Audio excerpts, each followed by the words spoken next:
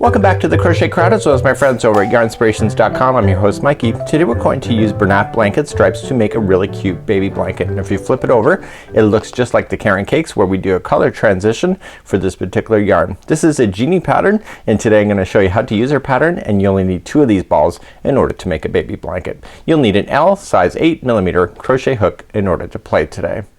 This video has sound alerts added. When you hear this sound, it will be your signal that the segment is finishing up. Press stop and crochet the instructions, and then press play again to continue along in your project.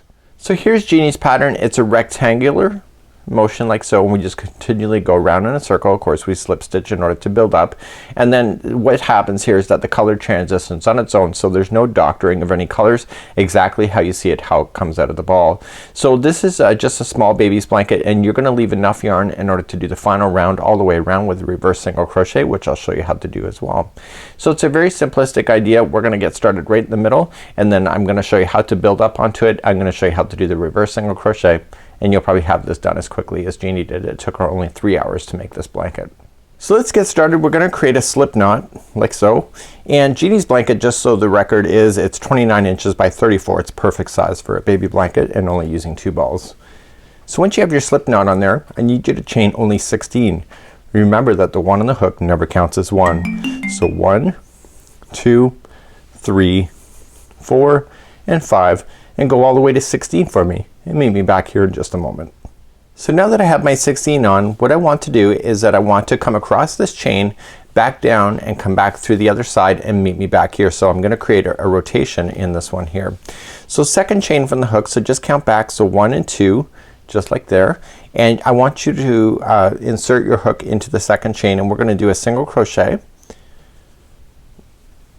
and then we're gonna do a chain 2, and into the same stitch again, single crochet, and then chain 2, and then single crochet into the same chain. So what we've done is that we've created the rotation going around. So just imagine that this is gonna come around, and it's gonna come out here, and the chain 2s are the corners, just like you see. So now that you have this done, all we're just gonna do now is just work our way across this chain in order to do it. So what we're gonna do is that we're gonna chain 1, skip 1 chain, so just skip 1, go to the second, and single crochet. Then chain 1, skip 1, and single crochet into the next chain, and I want you to do that all the way across your chain. So do that, and I'll see you at the other side of this chain in just a moment. So I've now come across my chain, and I have 2 stitches left. So I'm gonna chain 1, and then I'm gonna go into the very last stitch, and what we're gonna do is that we're gonna go into this one and then continue to go into it again and again until we come around the other side of this particular chain. So let's just go into the very final one, and we're gonna single crochet and then chain 2. There's your first corner. Single crochet into the same one again, and then chain 2, and see how I'm naturally turning the project around. Come back into the same project or same stitch, and just single crochet once again, just like that. So now what you want to do is you want to match exactly what you see. So you can see that these single crochets are in a certain chain, and you're gonna match those all the way across. So chain 1 first, and you can see you're gonna skip 1, and the next one is in the other side of the single crochet. So chain 1, single crochet in the next one. So chain 1, single crochet in the next one, chain 1, and you're gonna do that all the way back until you get to where you had started. Okay, so here's the last one here, and I can tell it's the last one because the next one is the turning corner. So to finish this off, you're gonna chain 1 and just extend over and slip stitch to the first single crochet. So therefore you can kind of see your rectangle is right here. So let's begin round number 2. So let's begin round number 2. We're going to slip stitch into the next chain 2 space. So you're already in the first single crochet from the row below, so slip stitch in and pull through and through, and now you're in the first chain 2 space that's part of the corner.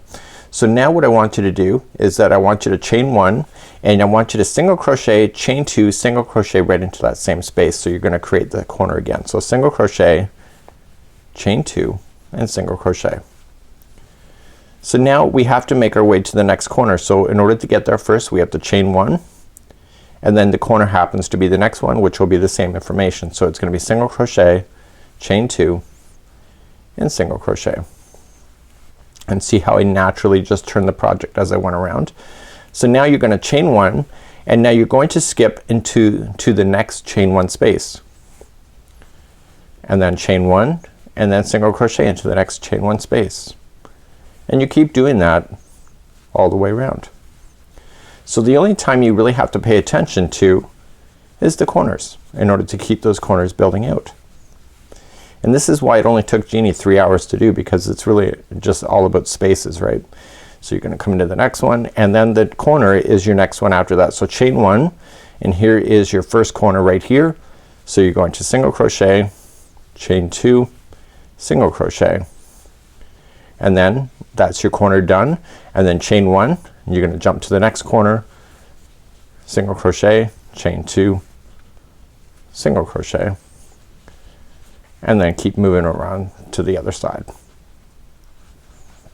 So chain 1, single crochet in the next chain 1 space, and so on.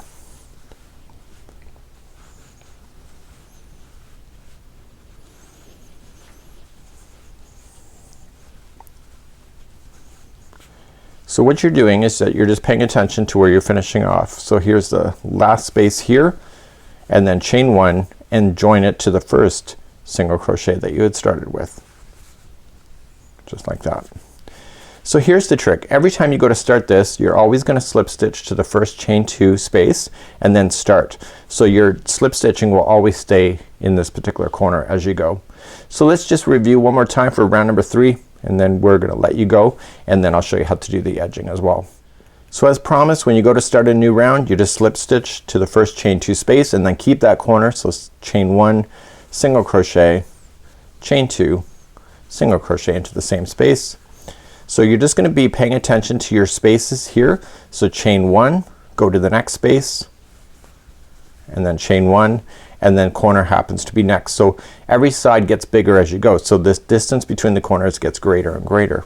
So in the corners is single crochet, chain 2, single crochet, and then you keep on going. So chain 1, go to the next, just open it up. If you don't see it, just use your fingers and keep on going around. And eventually the yarn will change color on its own, and I think in today's tutorial it's not gonna change color because I'm not gonna do enough of it to get that color transition to happen. But it's really a neat idea, and saves the hassle of trying to figure out what colors are gonna go together, and you'll work out something really quite pretty. So chain 1, the next one is your chain 2 space, the next corner. So single crochet, chain 2, single crochet, and then chain 1, go into your next space, chain 1, and then here's your next corner. So it's single crochet, chain 2, single crochet, chain 1 after that, and keep moving down like so. So you can see that this size hook, this size yarn, you are gonna have a baby's project in no time. So if somebody surprises you with a baby shower, then you don't have to worry about it so much. So you're just gonna do the same rotation all the way around, and then once you have almost all of the 2 balls done, you just leave enough yarn, and then you'll do a reverse single crochet.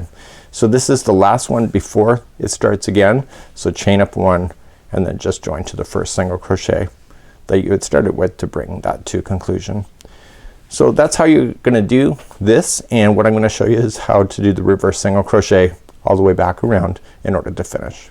So here is going to be the final border. So once you get to the size that you need, then we're just gonna finish it off with the reverse single crochet, which is also known as the crab stitch. So to begin, you're going to chain up 1, and you're gonna come to the space before it. So look where the hand is and come before it, and go right into the space and dive in, and then you're gonna wrap the hook, pull it through, and then you're gonna pull through 2. So it's called reverse single crochet because instead of moving forward, I'm moving backward. So once you have that reverse single crochet done, then all you just have to do is chain 1, and then go to the next chain 1 space right here, okay, that is before it, and go in, pull through, and pull through the 2. Then chain 1, go to the space before it again, And what this is doing is it's providing a nice border.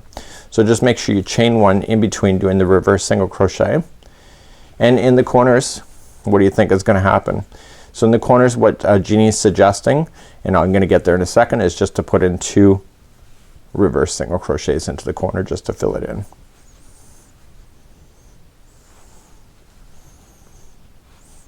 So the reverse single crochet I didn't learn too long ago.